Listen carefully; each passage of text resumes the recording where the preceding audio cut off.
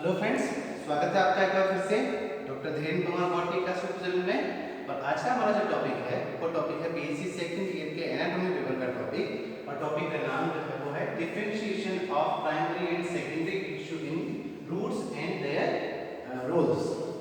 ना इससे पहले जो हमने टॉपिक लिए थे वो एनाटॉमी पेपर का था, जिसमें हमने रूट को स्टार्ट किया था कि रूट क्या है, रूट के कार्य क्या है, उसकी स्ट्रक्चर क्या होती है, उसका हिस्टोलॉजिकल ऑर्गेनाइजेशन कैसा होता है, उसके अंदर एपिकल मेरिस्टेम किस तरह से होता है, उसकी कितनी तरह की थ्योरीज थी, इन सबको अपन ने प्रीवियस वीडियो में देखा है। नाउ आज अपन देखते हैं कि रूट्स के अंदर जो टिश्यूज मिलते हैं वो प्राइमरी और सेकेंडरी दोनों प्रकार के होते हैं। अब इनके अंदर डिफरेंस क्या है, तो पहले अपन बात करते हैं प्राइमरी और सेकेंडरी का मतलब क्या है। नॉर्मली अपन देखते हैं कि इनिशियली जो रूट्स होती है प्रारंभिक अवस्था में, उसके अंदर कुछ मुख्य टिश्यू होते हैं और ये टिश्यू के द्वारा ही या इन ऊतकों के द्वारा ही उसकी वृद्धि जो है या ग्रोथ जो है वो निर्धारित होती है। इसको अपन क्या बोलते हैं, प्राथमिक ऊतक बोलते हैं। नाउ द्वितीयक ऊतक क्या बोलेंगे कि जब द्वितीयक वृद्धि होती है। अब द्वितीयक वृद्धि क्या है, तो इसको समझने के लिए अपन देखते हैं एक सिंपल मोटे तौर पर समझ, क्योंकि एक टॉपिक अलग है, डिफरेंट टॉपिक है ये, तो मोटे तौर पर समझने की कोशिश करते हैं कि जैसे आपने देखा होगा कि एक बीज से पौधा निकलता है, छोटा सा स्टेम निकलता है और वो धीरे धीरे ग्रोथ होता रहता है, लंबाई में बढ़ता रहता है। लेकिन अपन देखते हैं कि लंबाई के साथ साथ में वो चौड़ाई में भी बड़ा होता है, यानी कि उसकी विड्थ जो है वो विड्थ भी बड़ी होती है, उसका वॉल्यूम जो है वो वॉल्यूम भी बढ़ता जाता है, उसका द्रव्यमान जो है, उसका मास जो है वो भी बढ़ता जाता है। तो ये जो द्रव्यमान बढ़ता है ये द्वितीयक वृद्धि के कारण होता है। इस द्रव्यमान बढ़ने को ही अपन क्या बोलते हैं, उसकी द्वितीयक वृद्धि बोलते हैं। ठीक है, डिटेल में अपन जब इसको सेकेंडरी ग्रोथ का टॉपिक लेंगे तब बताएंगे। तो इस द्वितीयक वृद्धि को करने वाले ऊतक जो है, जिनके द्वारा ये द्वितीयक वृद्धि होती है, उन ऊतकों को क्या बोलेंगे अपन, द्वितीयक ऊतक या सेकेंडरी टिश्यू बोलेंगे। अब सामान्यतः अपन देखते हैं कि जड़ों के अंदर जो रूट्स हैं, उन रूट्स के अंदर जो एक बीजपत्री पादप है, उन एक बीजपत्री पादपों के अंदर चूंकि अपस्थानिक जड़ें पाई जाती हैं, प्रीवियस वीडियो में अपन बता चुके हैं इसके बारे में। तो अपस्थानिक जड़ें जो होती है वो रेशेदार और पतले धागों जैसी होती है, तो वो काफी मोटी नहीं होती है, बिल्कुल पतले जैसे, तो उनमें द्वितीयक वृद्धि नहीं पाई जाती है। यानी कि सामान्यतया एक बीजपत्री पौधों में द्वितीयक वृद्धि नहीं पाई जाती है, कुछ अपवादों को छोड़कर। इसका मतलब एक बीजपत्री जड़ों के अंदर द्वितीयक टिश्यू नहीं पाया जाता है, सामान्य बात कर रहे हैं अपन अपवादों को छोड़कर। तो कई सारे अपवाद हैं एक बीजपत्री पादपों में भी जिनमें जड़ों के अंदर द्वितीयक वृद्धि पाई जाती है, जैसे ड्रेसिना है उसके अंदर पाई जाती है। ठीक है, नाउ बात करते हैं अपन इनको डिटेल में लेते हैं कि प्राइमरी टिश्यूज कौन कौन से होते हैं और इनके प्रकार क्या है।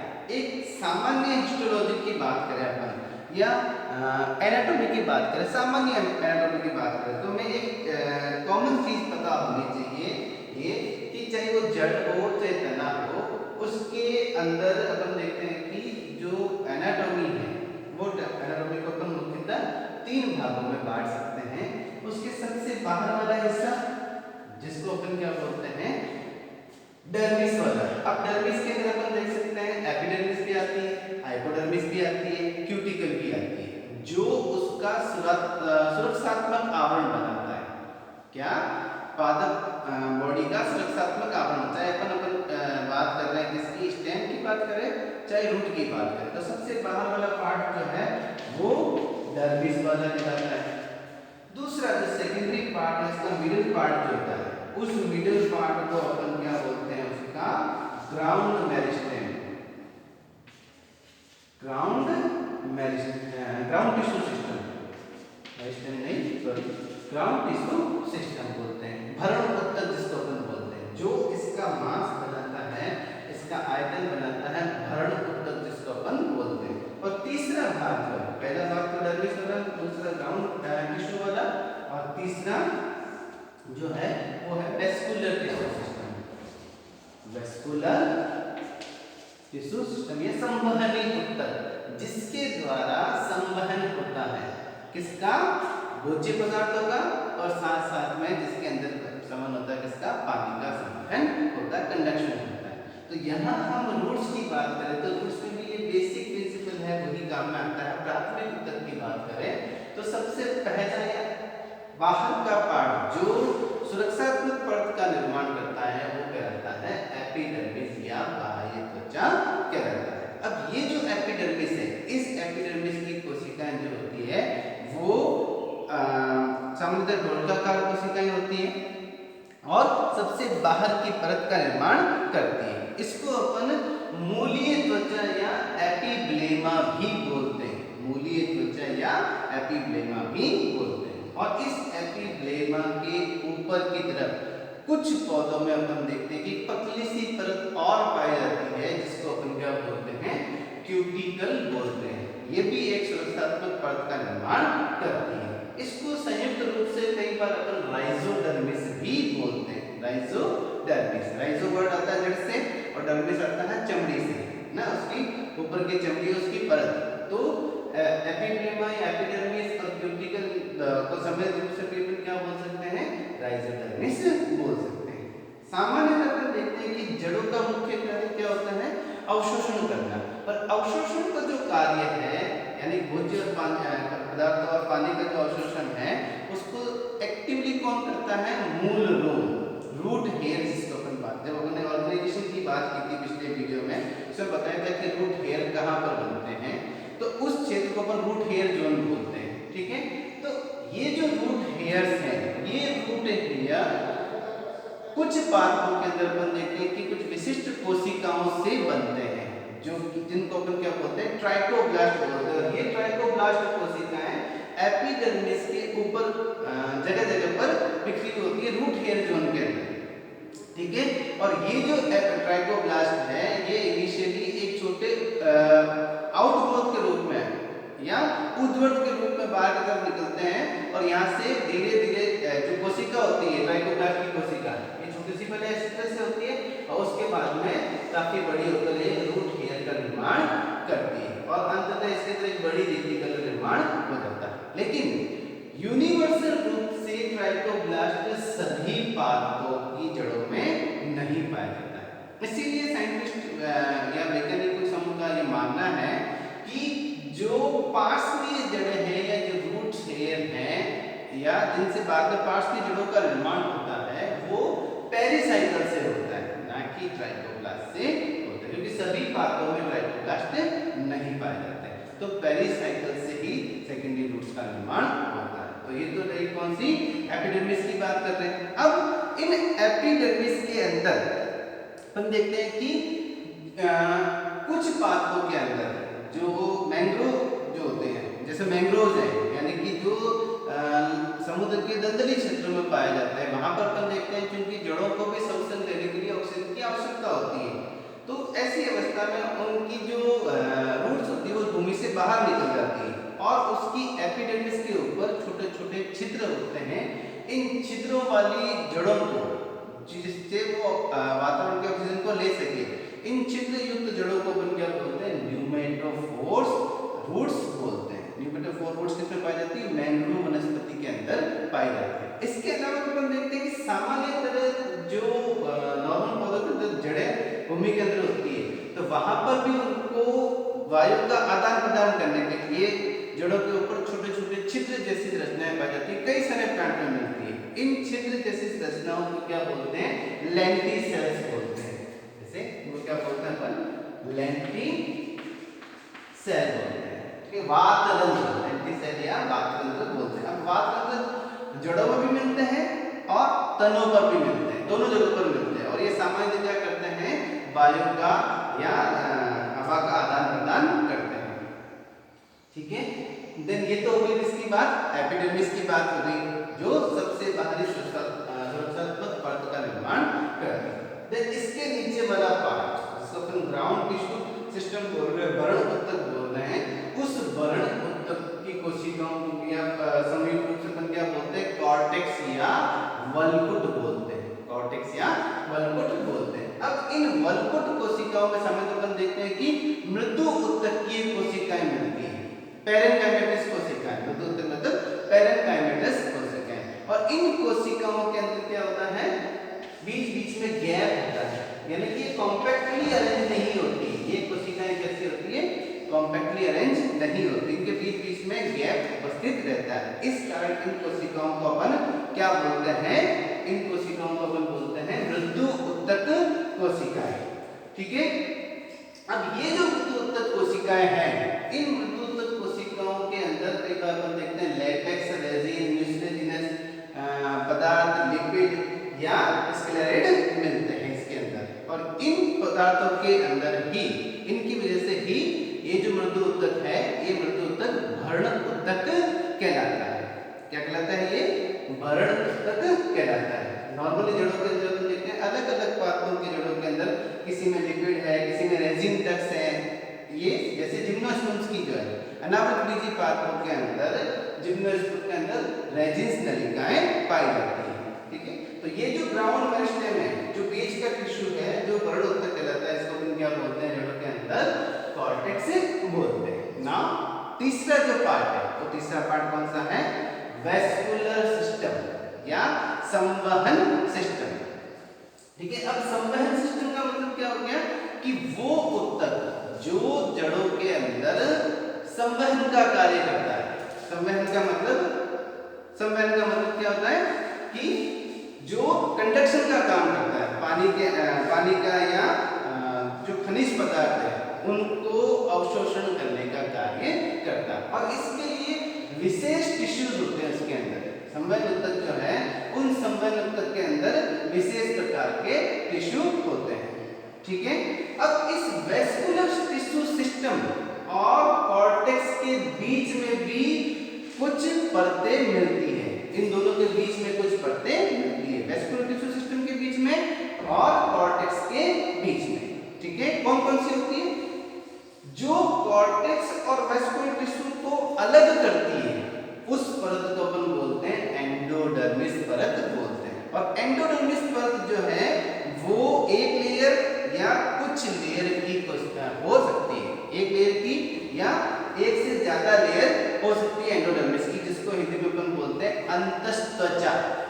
अंतस्त्वचा, और इन अंतस्त्वचा कोशिकाओं की जो कोशिकाएं हैं, उन कोशिकाओं की अरीय भित्ति और पार्श्व भित्ति, रेडियल वॉल और लेटरल वॉल पर सुबेरिन का डिपोजिशन पाया जाता है। सुबेरिन एक अक्रिय पदार्थ होता है, जैसे लिग्निन होता है, उसी तरह का सुबेरिन भी एक अक्रिय पदार्थ है, जिसका डिपोजिशन होने की वजह से इसकी कोशिकाएं जो है कहां पर, अरीय भित्ति और पार्श्व भित्तियों पर सुबेरिन का, जिसकी वजह से कठोर हो जाती है, अपारगम्य हो जाती है, और इनकी कोशिकाएं कैसी होती है, डोरकाकार होती है।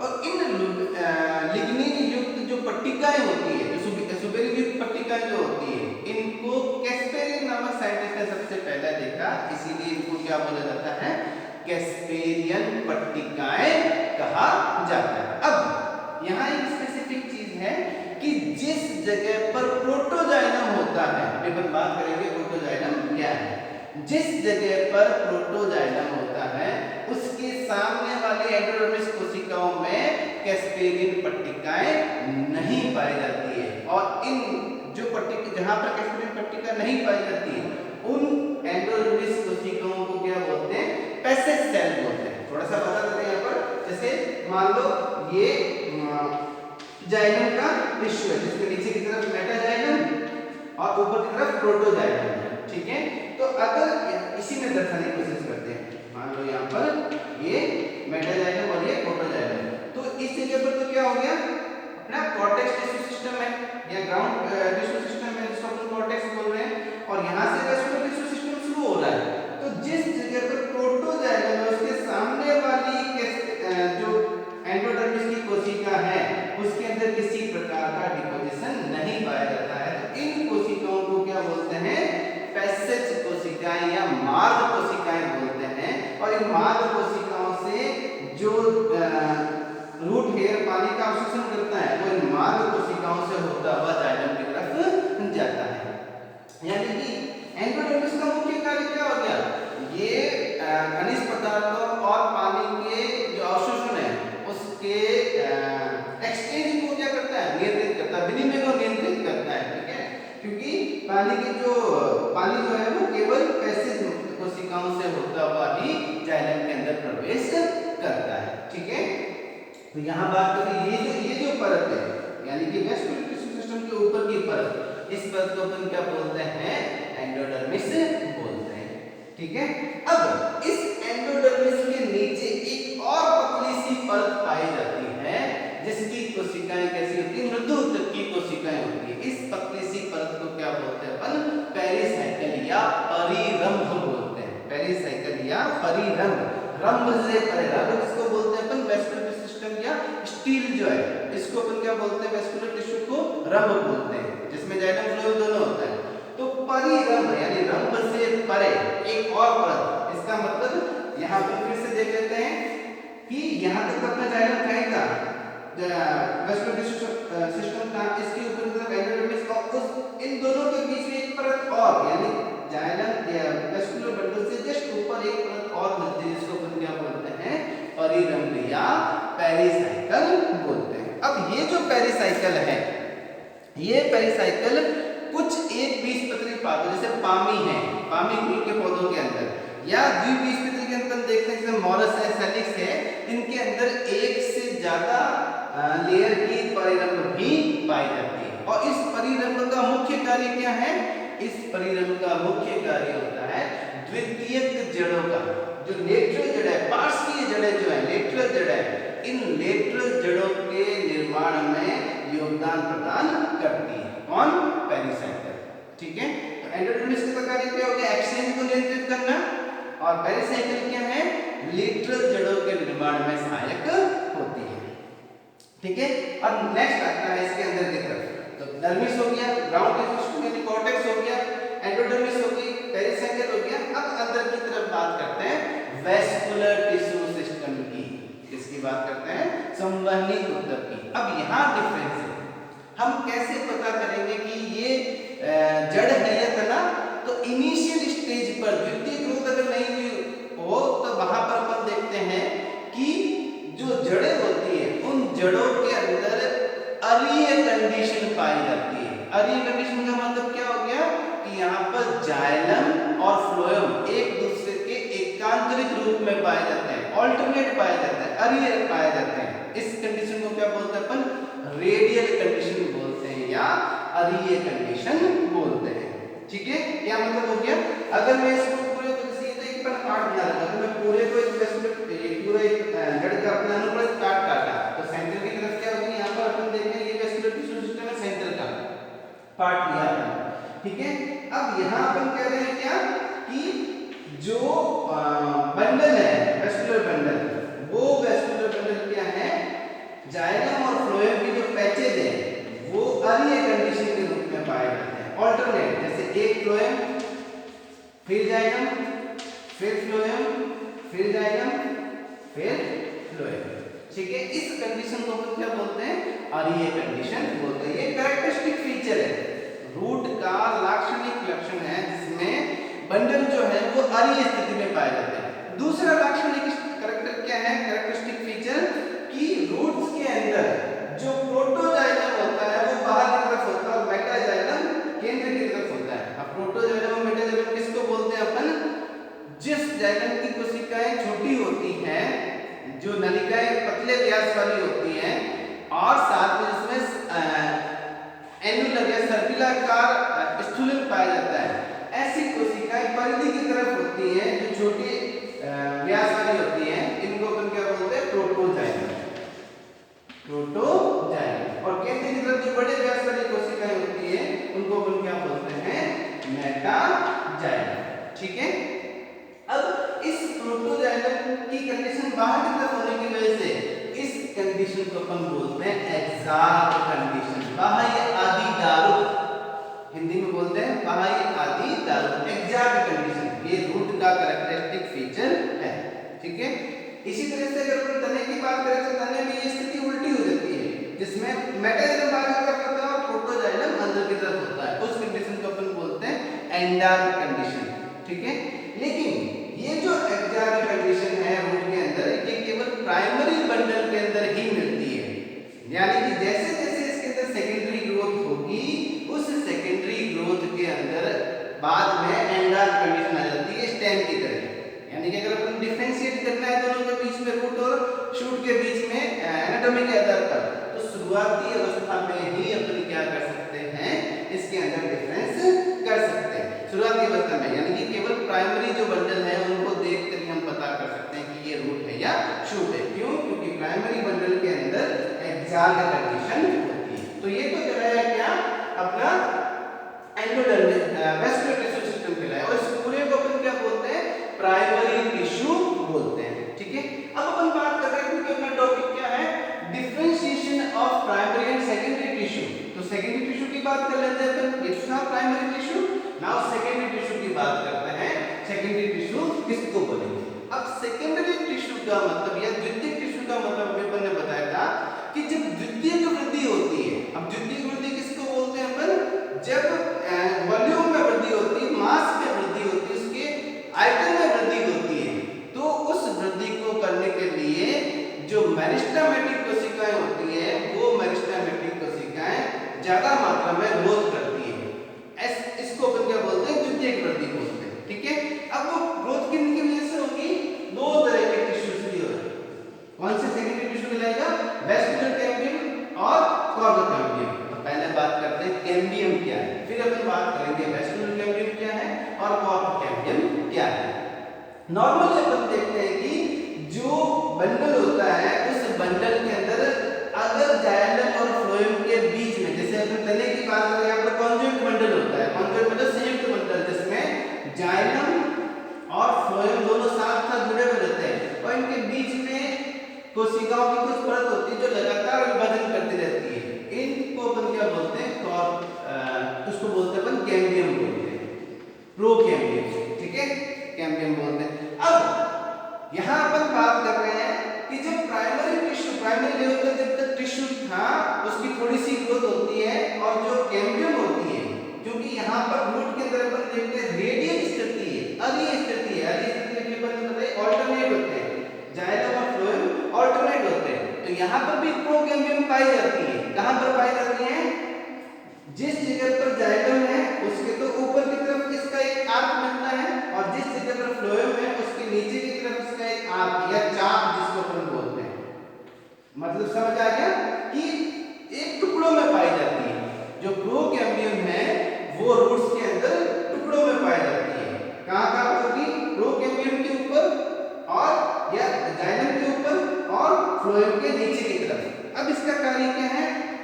बाहर की तरफ तो किसका निर्माण करती है? सेकेंडरी फ्लोएम का, द्वितीयक फ्लोएम का, सेकेंडरी फ्लोएम का बाहर की तरफ, और अंदर की तरफ किसका निर्माण करती है? सेकेंडरी जाइलम का। क्लियर है? ये चीज स्थिति क्लियर हो गई तो अपन समझाएंगे कि वेस्कुलर कैम्बियम क्या है और कैम्बियम क्या है। ठीक है, तो वेस्कुलर कैम्बियम, सॉरी कैम्बियम की बात तो हो गई, कैम्बियम क्या है? अब बात कर रहे हैं किसकी? Vascular cambium. वेस्कुलर का मतलब होता है संवहन या संवहनी कैम्बियम। जो अभी अपन बात कर रहे थे कि जाइलम के ऊपर और फ्लोएम के नीचे की तरफ होती है, इसी को अपन क्या बोलते हैं? वेस्कुलर कैम्बियम बोलते हैं। क्यों कैम्बियम बोलते हैं वेस्कुलर? क्योंकि ये वेस्कुलर बंडल के अंदर है, संवहन ऊतक के अंदर है, और चूंकि ये टुकड़ों में बटी हुई होती है, पूर्ण रूप से नहीं होती, इसलिए ये इस जगह पर अंदर की तरफ लगातार क्या बनाती रहेगी? जाइलम का निर्माण करती रहेगी, और ये बाहर की तरफ फ्लोएम का निर्माण करती रहेगी, सेकेंडरी फ्लोएम और सेकेंडरी जाइलम। लेकिन इसकी जो सक्रियता होती है कैम्बियम की, वो सक्रियता एक समान नहीं होती है। अंदर की तरफ इसकी सक्रियता ज्यादा होती है, बाहर की तरफ इसकी सक्रियता कम होती है। तो ऐसी स्थिति में अंदर की तरफ जो सेकेंडरी जाइलम बनता है वो तो ज्यादा मात्रा में बनेगा, और बाहर की तरफ जो सेकेंडरी फ्लोएम होता है वो कम मात्रा में बनेगा। लेकिन इस कारण से जो चूंकि ये अपने आप में पूर्ण वलय नहीं है, तो ऐसी स्थिति में बीच बीच में जो गैप है, उस गैप की वजह से धीरे धीरे वहां पर एक गैप आने लग जाता है, और इस गैप की वजह से ये पूर्ण आकार ग्रहण नहीं कर सकती। इसी कारण जो कॉर्टेक्स रीजन है, यानी कि जो इसका भरण टिश्यू सिस्टम है, उस भरण टिश्यू सिस्टम के अंदर कुछ कोशिकाएं जो है वो मेरिस्टेमेटिक हो जाती है, विभाज्य ऊतक की हो जाती है।